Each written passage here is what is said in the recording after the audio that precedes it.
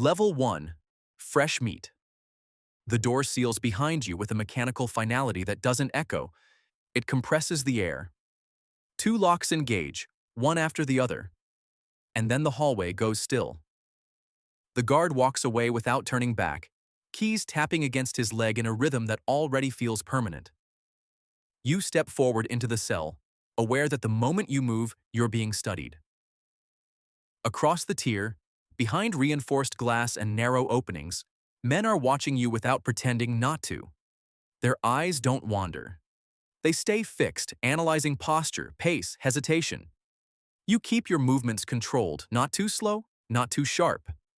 You learn quickly that your first mistake won't be something you say, it will be something you show. The cell is smaller than expected. Steel bed, thin mattress, toilet exposed in the corner. No blind spots, no comfort. Everything is designed for permanence. Your cellmate barely acknowledges you. Just a glance that lingers long enough to evaluate, then disappears. You understand the interaction without words. You're being assessed for value. That night, sleep doesn't come in full.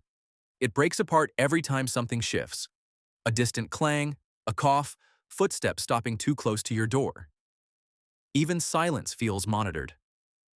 Around early morning, the lights dim slightly for a few seconds before stabilizing again.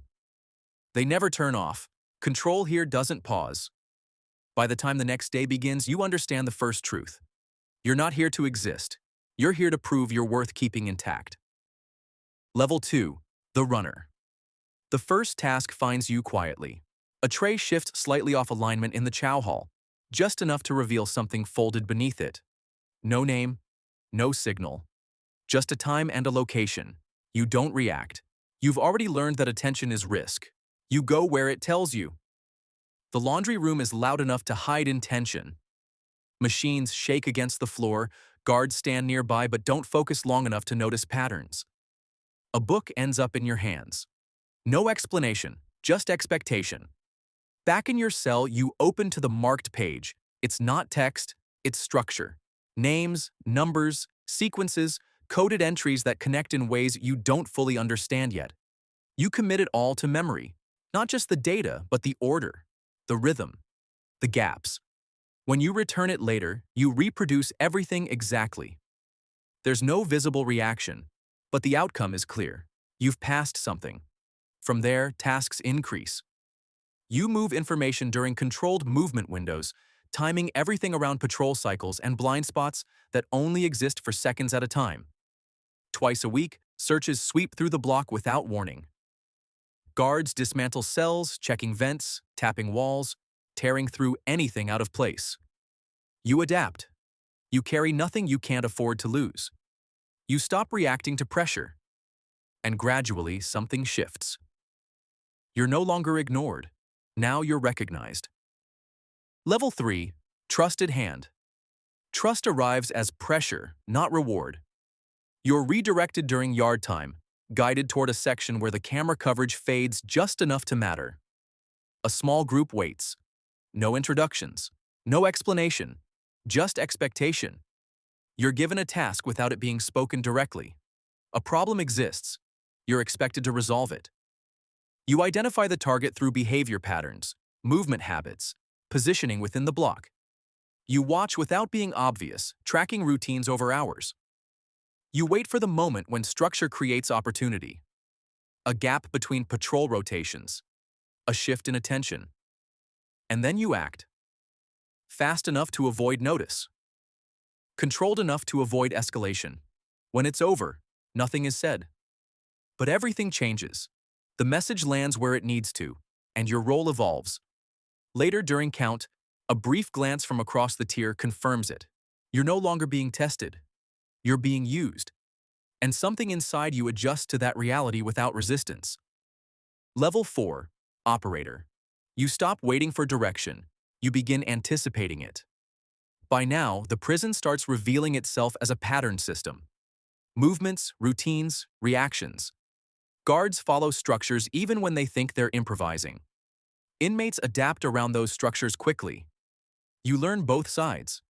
You notice which officers rush counts, Which patrol routes create small windows where attention fades for a few seconds? Small details start becoming useful. You begin organizing small operations, coordinating timing so nothing overlaps in a way that draws attention. Information moves cleaner. Items move faster. Mistakes decrease. A folded note reaches the right person during meal movement. Contraband changes hands during a maintenance distraction lasting less than a minute. Everything becomes controlled, not reckless. Controlled. When something breaks, you trace it back to the source quickly. A disrupted chain. A weak link under pressure. You correct it before it spreads.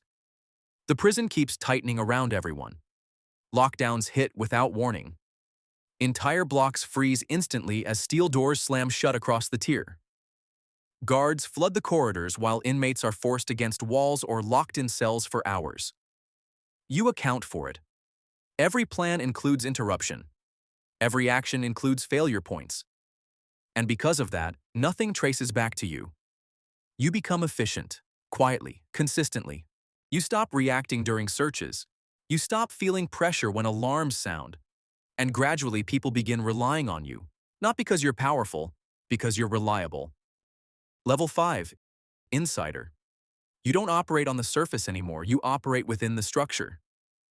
By now, the prison stops feeling random. You know how movement works, when guards lose focus, which officers care about procedure and which only care about finishing their shift.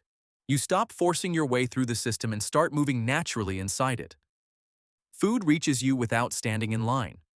Movement becomes smoother, less obstructed, not because the rules change, but because you understand how to move within them. People make space without being told to. You start seeing the full system. Money enters from outside in controlled pieces, filtered through commissary purchases, favors, debts, and coded exchanges that never look suspicious on their own. Protection has value. Information has value. Even silence has value. You track it mentally, every amount, every shift, every imbalance. You notice when tensions build before anything actually happens.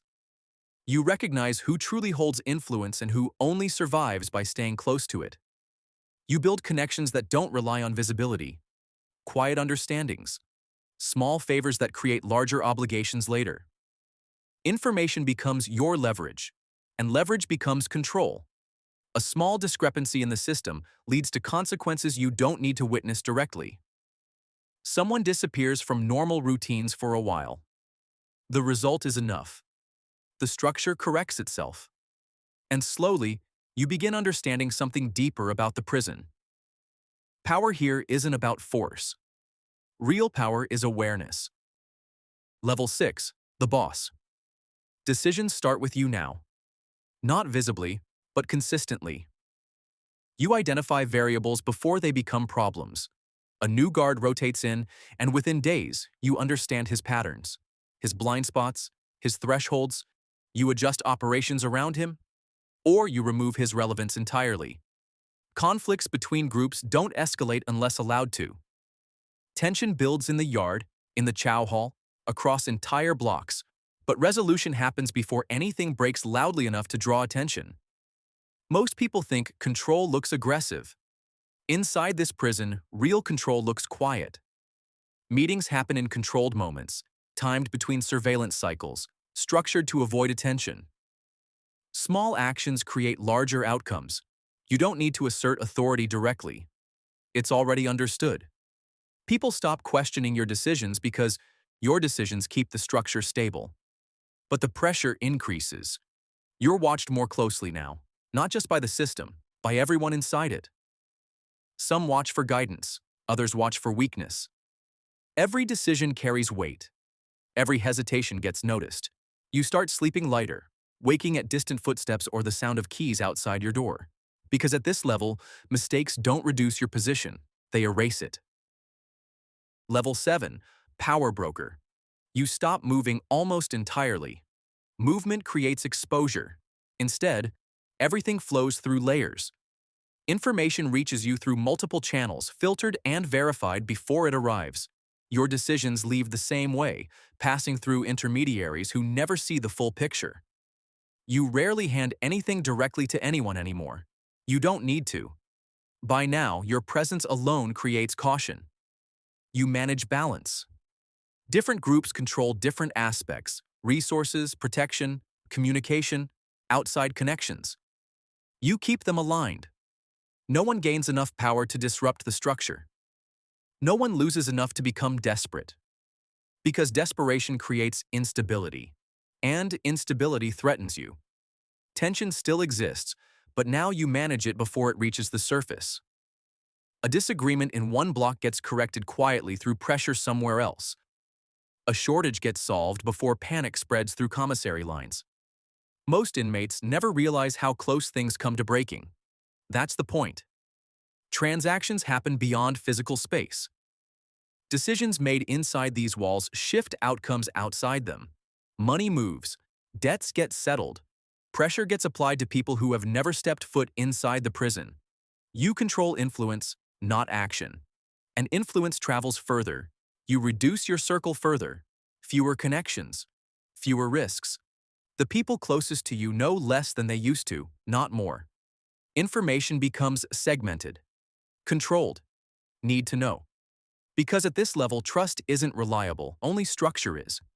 And the higher you rise inside the system, the less human the system allows you to remain. Level 8. The Architect. You exist at a distance now, not physically far, but removed. When you move through the prison, space adjusts around you without instruction. Conversations shift. Attention redirects. You've become part of the system itself. Everything operates through patterns you've helped shape. Flow remains steady. Conflicts resolve before they escalate. Nothing is perfect, but everything is controlled. You spend most of your time in stillness, observing, processing, anticipating. You know what will happen because you understand how it happens. But the cost is total. No interaction is uncalculated. No moment is neutral. You don't experience the system anymore, you maintain it. And that distance isolates you completely. One night, intake opens again. New arrivals enter the structure. You don't need to see them. You already understand them. The hesitation, the uncertainty, the belief that they can remain separate from what this place demands. You remember it faintly. Somewhere in the prison, one of them lies awake, trying to make sense of the environment, believing silence is enough to survive. But the system doesn't work that way. Soon, something will reach him. A signal, a task, a decision. He'll hesitate, and that hesitation will define everything that follows.